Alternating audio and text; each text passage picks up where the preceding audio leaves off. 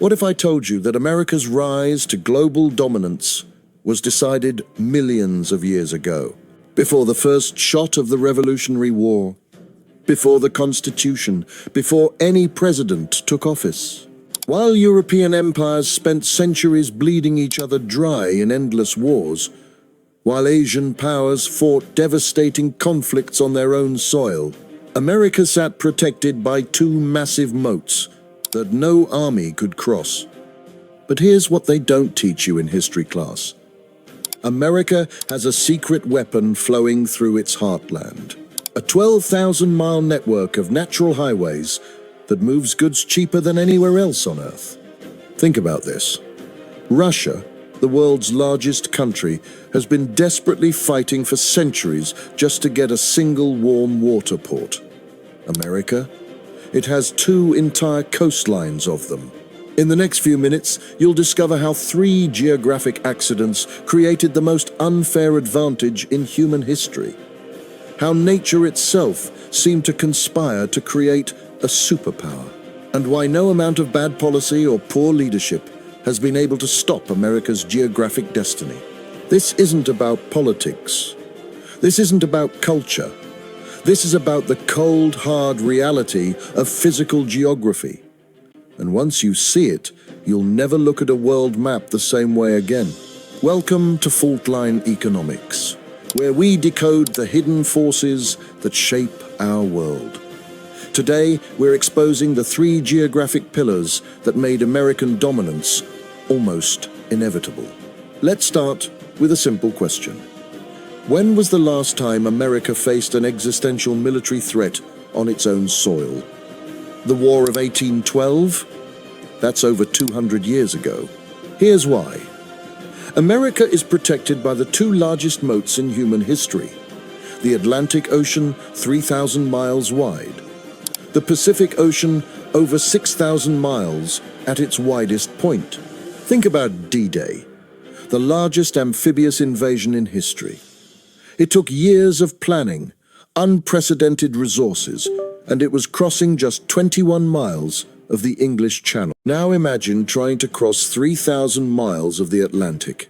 It's not just difficult, it's impossible with conventional military technology. While Europe was devastated by 2 world wars, while their cities were bombed to rubble, while they spent their wealth on armies and reconstruction, America kept building. Every dollar that European powers spent on defense and rebuilding was a dollar America could invest in infrastructure, education, and industry. It's compound interest, but for nations. But wait, what about land borders? To the north, Canada, the longest undefended border in human history, 5,525 miles of nothing. No walls, no massive military installations, just peaceful trade. To the south? After the Mexican-American War in 1848, America secured a border with a nation that would never pose an existential military threat. Whatever challenges exist there today, they're not about enemy tank divisions rolling toward Washington. This geographic security created a strategic miracle. While continental powers like Russia and Germany had to maintain massive land armies to defend vulnerable borders, America could focus on building a navy. And he who controls the oceans controls global trade. But security alone doesn't create a superpower. You need wealth.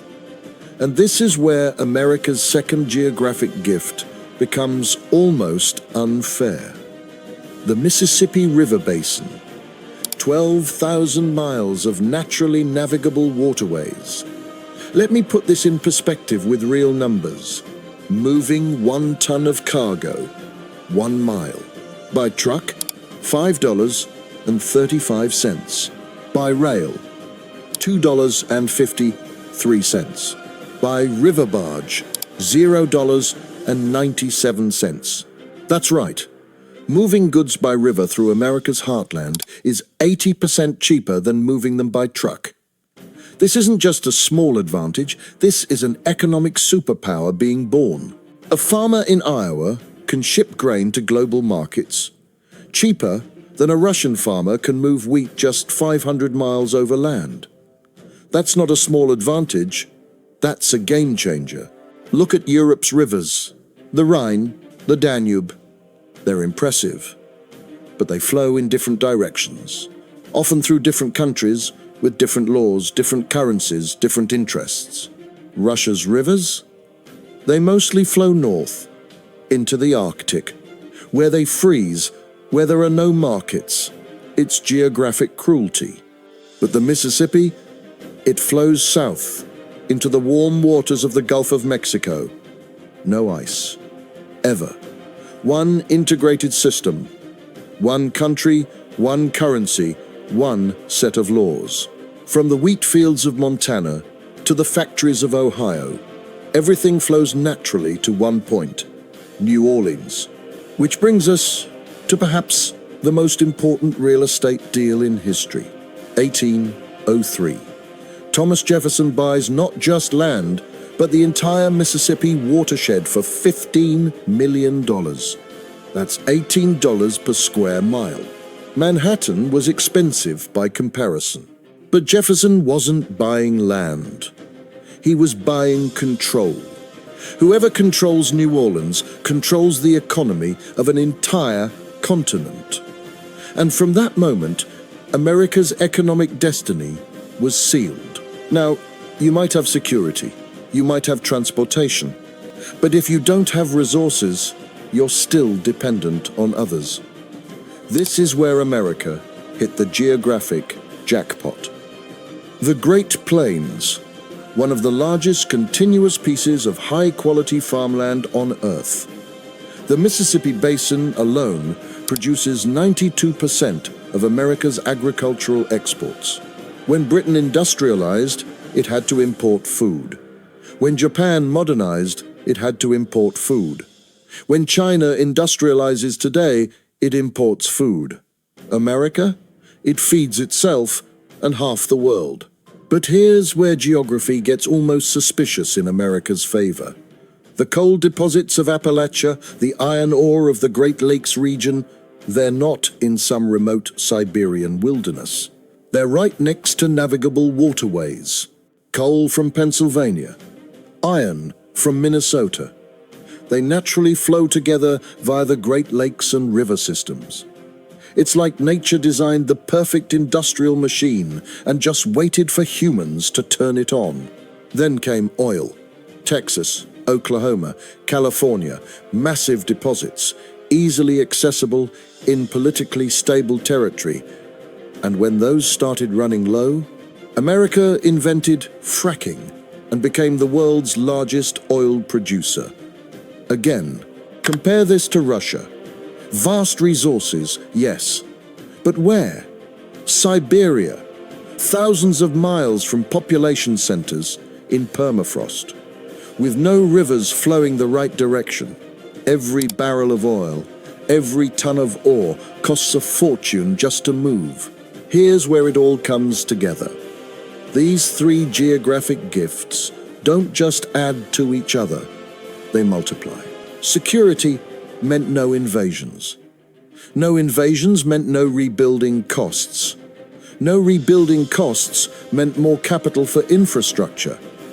Better infrastructure meant cheaper resource extraction. Cheaper resources meant competitive industries. Competitive industries generated wealth. Wealth built a powerful military. A powerful military projected across those protective oceans, creating more security. And the cycle continues. By 1945, this compound effect had been running for over 150 years. Europe was in ruins. Asia was devastated. And America? It produced 50% of the world's GDP. Not because Americans were smarter or worked harder, but because they had been playing the game on easy mode, geographically speaking. Now, does geography still matter in the age of intercontinental missiles and cyber warfare? The protective oceans don't stop malware. The Mississippi doesn't help with semiconductor production. But look closer. Food security still matters, and America still has it. Energy independence still matters, and America achieved it. Moving goods cheaply still matters, and that river system isn't going anywhere. Even America's modern rivals face the same geographic constraints their predecessors did. China is still boxed in by island chains. Russia still lacks warm water ports. Europe still lacks resources. The game board hasn't changed. Only the pieces have gotten more sophisticated. So the next time someone tells you about American exceptionalism, remember this. Before there was a constitution, before there was democracy, before there was capitalism, there was geography. 3 massive geographic advantages that compound over time to create the most unfair competitive advantage in human history. This is the kind of structural analysis you won't find in mainstream media. If you want to understand the deep forces shaping our world, not just what happened, but why it was almost inevitable, then you're in the right place. Hit that subscribe button and become part of a community that thinks strategically about our world. And here's a question for you. If you could change one thing about your country's geography, what would it be? Drop your answer in the comments below. The best insights often inspire future videos. If this video opened your eyes to how geography shapes power, smash that like button. It tells YouTube that people want real analysis, not just surface-level content. Next week, we're exposing why China's geography might be its greatest weakness. The same forces that made America a superpower might be working against the rising dragon. You won't want to miss it. Until then, keep questioning not just what happens in our world, but why it was always likely to happen that way. This is FAULTLINE Economics. Stay curious.